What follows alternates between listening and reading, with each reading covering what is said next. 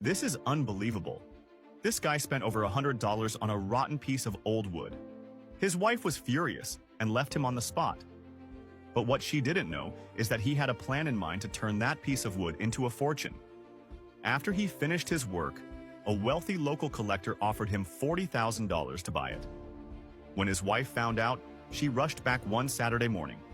But he was completely absorbed in his work and simply told her that he would talk to her once his project was finished.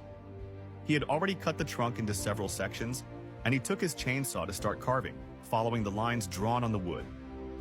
With meticulous precision, he then used his tools to polish the main shape that was starting to emerge.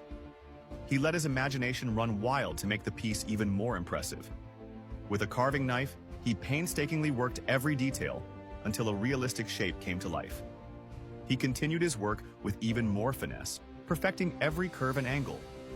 After a dazzling demonstration of his know-how, he assembled the different wooden pieces to give birth to a majestic, celestial dragon. A final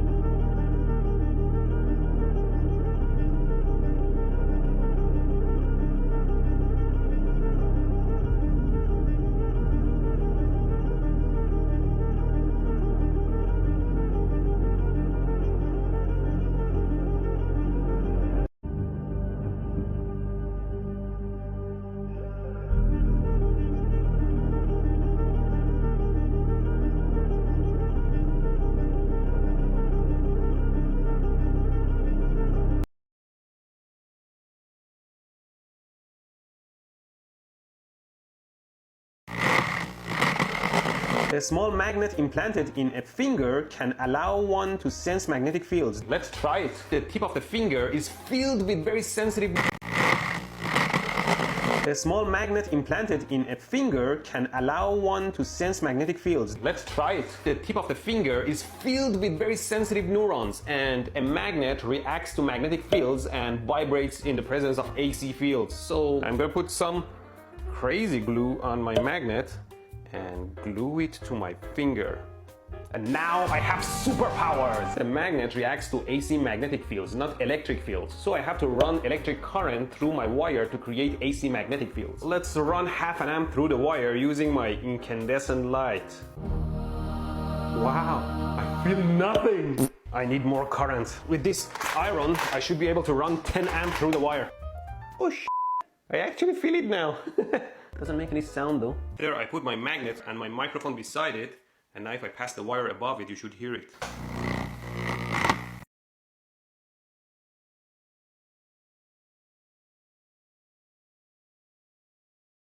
The social hierarchy of primary school was interesting because it's totally different from the adult world, but nonetheless it exists, and I'm going to explain it. Right at the bottom here, we've got guys who pull their trousers and pants all the way down to use the urinal. This is just socially unacceptable behaviour. It's the equivalent of being a sort of violent criminal.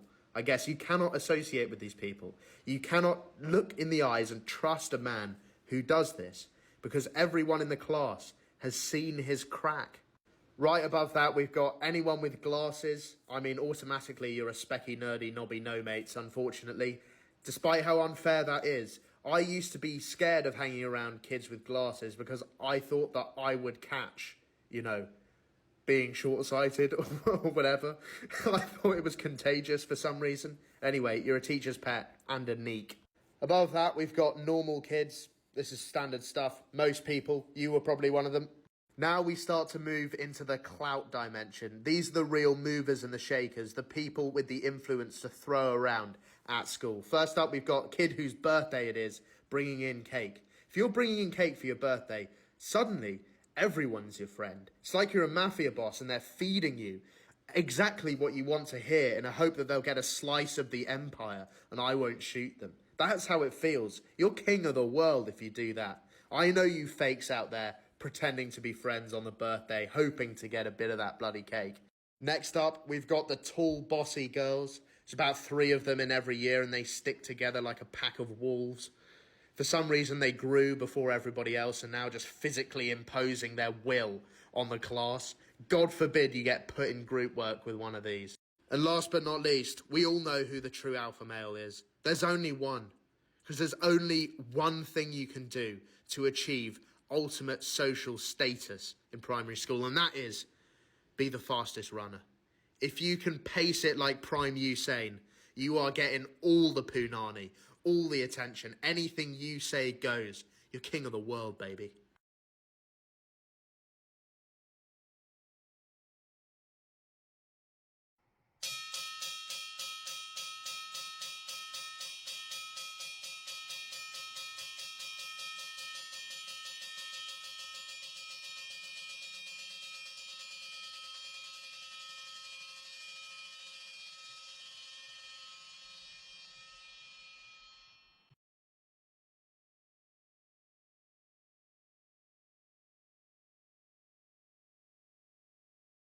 Five things you should know.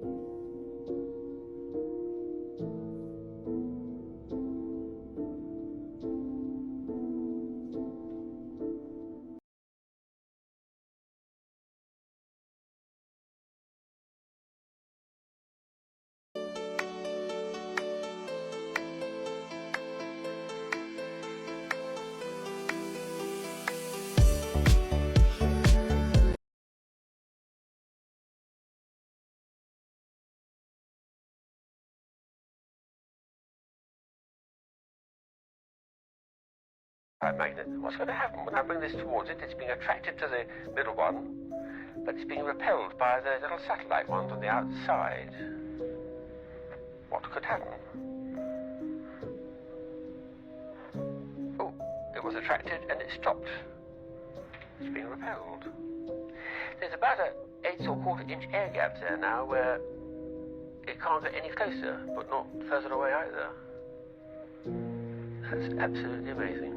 If I turn this one, well, nothing much there. If I turn the big one, though, the ring, see what happens. It turns around with it, still maintaining that air gap of about 1/8 to 1/4 inch all the way around.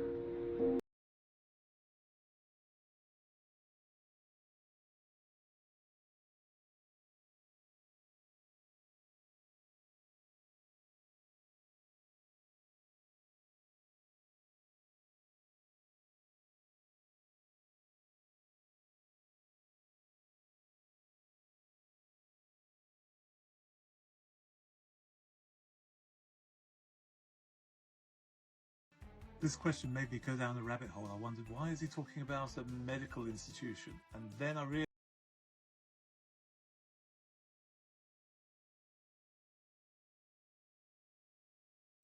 this question made me go down a rabbit hole. I wondered, why is he talking about a medical institution? And then I realized it's the symbol that was hiding behind the statues.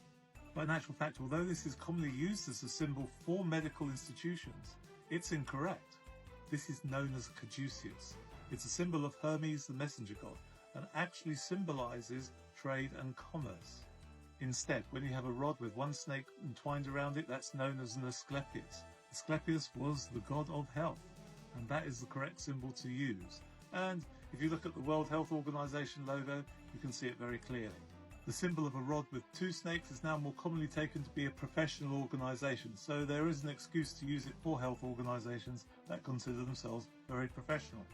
But if you really mean for your symbol to indicate that you are a health organization, then 1 snake is all you need.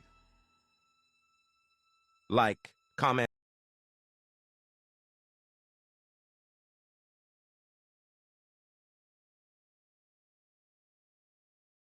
This was a thought-provoking question, and the answers I found weren't what I expected.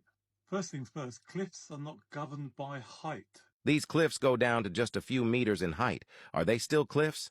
Doesn't matter how low they are, anything that has a steepish slope coming out of the sea, or in fact on land, may be classed as a cliff. How steep is steep? Some sections of cliffs here are at quite low angles. The Oxford English Dictionary says it can be anything that can go from 15 degrees to the vertical. There's also classification between hard cliffs and soft cliffs.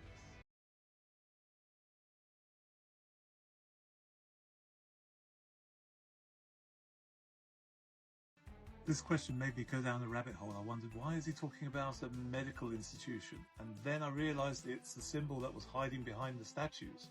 But in actual fact, although this is commonly used as